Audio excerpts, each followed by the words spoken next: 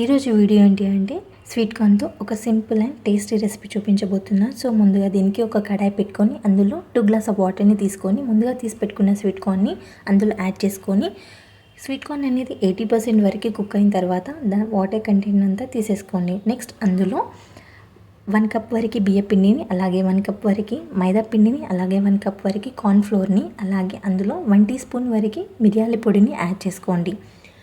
Add చేసుకున్న ఆ మిశ్రమాన్ని మంచిగా మిక్స్ చేసుకోండి. కావాలంటే మీరు మధ్య మధ్యలో కొంచెం వాటర్ని కూడా యాడ్ చేసుకోండి.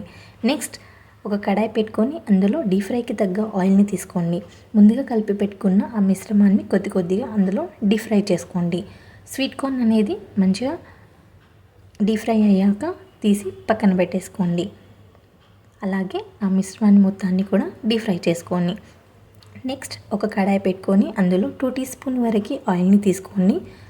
అందులో చిన్న కట్ చేసి పెట్టుకున్న 2 పచ్చిమిర్చి ముక్కల్ని, అలాగే అందులో చిన్న కట్ చేసి పెట్టుకున్న అల్లం ముక్కల్ని, అలాగే అందులో చిన్న కట్ చేసి పెట్టుకున్న వెల్లుల్లిని కూడా అందులో యాడ్ చేసుకోండి. ఇవన్నీ కొంచెం ఫ్రై అయ్యేంత వరకు మిక్స్ చేస్తూ ఉండండి. ఇవి కొంచెం ఫ్రై అయిన తర్వాత అందులోనే ముందుగా కట్ చేసి పెట్టుకున్న కొత్తిమీరని కూడా అందులో యాడ్ చేసుకోండి. కొత్తిమీర కూడా కొంచెం ఫ్రై అయిన తర్వాత ముందుగా మనం ఫ్రై చేసి పెట్టుకున్న స్వీట్ కార్న్ని ఇందులో యాడ్ చేసుకోండి.